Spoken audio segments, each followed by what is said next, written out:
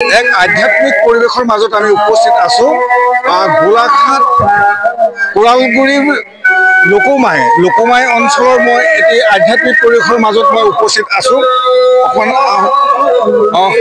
আজি এই আধ্যাত্মিক অনুষ্ঠানটোত আজি এজন ভাগৱত ব্যাখ্যাকাৰী মাতিছে বিনীত বৰা ইতিমধ্যে ভাগৱত ব্যাখ্যা কৰি থকা পৰিলক্ষিত হৈছে আৰু সমগ্ৰ পৰিৱেশটো মই দেখাইছো। এই ভক্তসকল আজি উপস্থিত আছে আইসকল আৰু আমি বিশেষকৈ আৰু এটা আমি আপোনালোকক অসমবাসী ৰাইজক আমি জনাবলৈ চেষ্টা কৰিম যে এজোপা এইটো কি গছ বুলি কয় কেন্দুৰ গছে ঐতিহাসিক আচলতে এটা মাইলৰ খুঁটি বুলি ক'ব লাগিব। ঐতিহাসিক দিশ আচলতে বহন কৰিছে। বহুত পুৰণি এজোপা গছ আৰু নামঘৰ ভাগতে আচলতে সাক্ষী কৰি এই গছজোপা ৰৈ আছে। আমাৰ উদ্যোক্তা আছে, সম্পাদক ডাঙৰীয়া আছে। মই কিছু কথা জানিবলৈ মই চেষ্টা কৰিম। আপোনাক নমস্কাৰ জনাইছো। কি ক'ব যে আজি নামঘৰ ভাগত যি আপোনালোকে পৰীক্ষাৰ এটা অনুষ্ঠান পাতিছে আধ্যাত্মিক ব্যাখ্যাকাৰী অনুষ্ঠান পাতিছে আৰু এই গছ আপোনালোকে 100 বছৰ পুৰণি গছৰ তলত আপোনালোকে কি ক'ব? আমাৰ এখন লোকমাই গাঁও, আমাৰ অবিভক্ত, আমাৰ বহুত এখন বৃহৎ গাঁও এই অঞ্চলৰ গোলাঘাট জিলাৰ বুলি ক'ব পাৰি। আৰু আমাৰ সমগ্ৰ লোকমাইবাসী বৰনামঘৰ, আমাৰ গাঁৱত 3ভাগ নামঘৰ আছে।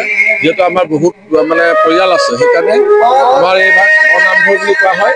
আৰু আমাৰ এই কাষতে এটা পুখুৰী আছে ব্ৰিটিছৰ দিনৰ, আৰু আমাৰ এয়া তেন্দুল গছ আছে 100 বছৰীয়া পৰি আমাৰ ককাহঁতৰ দিনৰ ঐতিহ্যমণ্ডিত আমাৰ এখন গাঁও। আৰু আমাৰ এই গাঁওখনৰ আমি জনামতে এটা ঐতিহ্য আছে যে আমাৰ এই গাঁৱৰ পৰা ৰাজঘৰলৈ আহোম স্বৰ্গদেউৰ দিনত ৰাজঘৰণিলৈ এগৰাকী মহিলা বিয়া হৈছে। তেওঁৰ নাম আছিলে লুকু। সেই নামসূত্ৰে আমাৰ গাঁওখনৰ নাম লোকমাই হ'ল বুলি আমি জানো। আৰু আমি চাওক আজি সাম্প্ৰতিক যুগত আমাৰ যুৱকসকল বিভিন্ন ভাওনামুখী হৈছে, গুৰুজনা সংস্কৃতিমুখী হৈছে।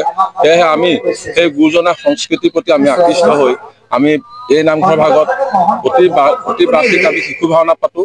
এই বছৰ আমাৰ এটা বিশেষ কাৰণবশতঃ অকণমান পিছুৱাবলগীয়া হ'ল। সেয়ে আমি এই মহাভাগৱত পাঠ আৰু ব্যাখ্যাৰ অনুষ্ঠান ইয়াত জড়িত কৰিলো। আৰু সমগ্ৰ লোকমাইবাসীৰ সহযোগত আমি প্ৰথমতে সকলোকে আমি কৃতজ্ঞ জনাইছো, নমস্কাৰ জনাইছো। কিয়নো সকলোৰে সহযোগিতাত যিখিনি আমি বিপুল সহায় পাইছো, তাৰ বাবে সমগ্ৰ আমি সেৱক বাপাই সমষ্টিলৈ আমি নমস্কাৰ সেৱা জনাইছো।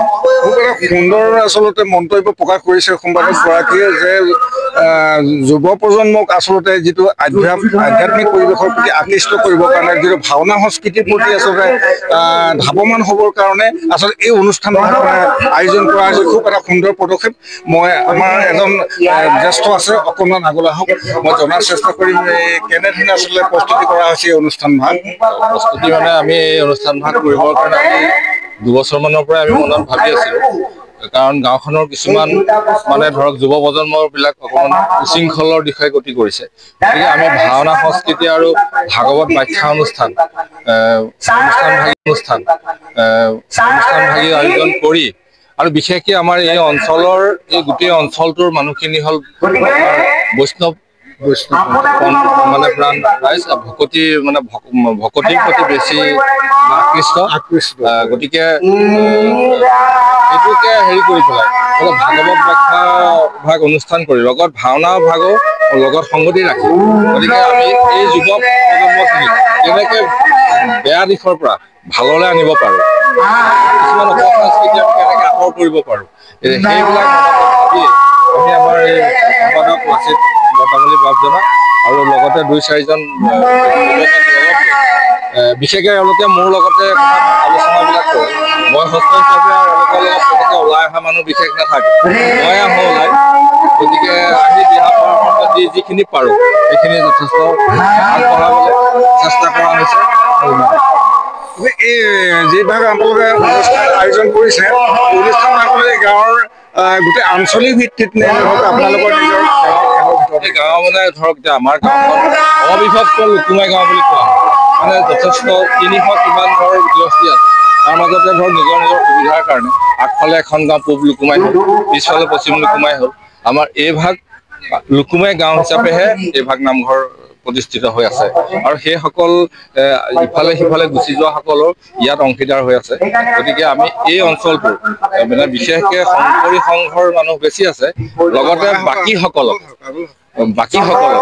ইয়াত অকল সংঘ বুলি নহয় বাকীসকলকো সামৰি লৈ সমূহ ৰাইজৰ সহযোগত অনুষ্ঠানভাগ কৰা আমি ধন্যবাদ জ্ঞাপন কৰিছোঁ আমাৰ এগৰাকী আই আছে যি আধ্যাত্মিক অনুষ্ঠানটোলৈ আপুনি আহিছে কেনেকুৱা লাগিছে আজি এজন অন্ধ আচলতে যুৱকে যি আচলতে মানে দেখা নাপায় পৃথিৱীখন গোটেই ভাগৱতখন তেখেতৰ মুখস্থ আছে আজি ব্যাখ্যাৰ কাৰণে আপোনালোকে আমন্ত্ৰণ কৰিছে কেনেকুৱা হৈছে বহুত ভাল লাগিছে আজি 3 দিনীয়া হেৰিয়াৰ প্ৰচেষ্টাৰে যিখন ভাগৱতৰ হেৰি কৰিছে আমাৰ বহুত ভাল লাগিছে কি ক'ব বহুত ভাল লাগিছে আজি লুকুমৈ গাঁৱৰ সমূহ বৈষ্ণৱ পাণ বাপ আই সমস্ত লগ হৈ ইমান এটা বৃহৎ অনুষ্ঠান ইয়াত আয়োজন কৰিছে তাৰ কাৰণে আমাৰ গাঁৱলীয়া বুলিয়ে ক'ব লাগিব আইসকলৰ যথেষ্ট উপকৃত হ'ব বাপসকলো যথেষ্ট উপকৃত হ'ব তেওঁৰ যি ধৰ্ম বাণী তেওঁৰ মুখে ভাগৱতৰ যি প্ৰসাৰ এয়া সমগ্ৰ অসম বা পৃথিৱীৰ কাৰণে গৌৰৱৰ কথা সেইকাৰণে তেখেতক আমি লগ পাই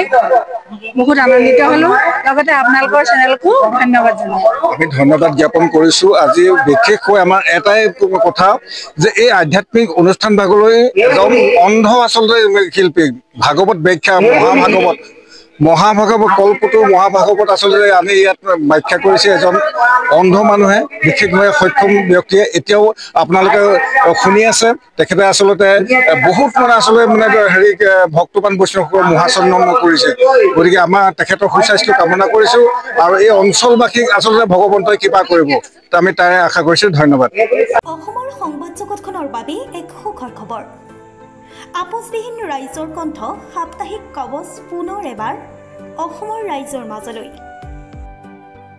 স্বত্বাধিকাৰী প্ৰণীতা কলিতাৰ দ্বাৰা প্ৰকাশিত আৰু আপোচবিহীন একাংশ নপুৰণি অভিজ্ঞতাপুষ্ট সাংবাদিকৰ দ্বাৰা প্ৰচাৰিত তথা eco printing press Guwahati Katabari গড়চুকত মুদ্ৰিত সাপ্তাহিক কবচ এতিয়া অসমৰ বিভিন্ন প্ৰান্তত উপলব্ধ আমাৰ ঠিকনা মুখ্য কাৰ্যালয় অসম ফৰেষ্ট স্কুল হৰি মন্দিৰ পথ গুৱাহাটী আৰু উপ কাৰ্যালয় Kalita market Bijaynagar Kamrup Assam mobile number হৈছে 9435114666 7002472813 আমাৰ ইমেইল আইডি হৈছে kobos2025@gmail.com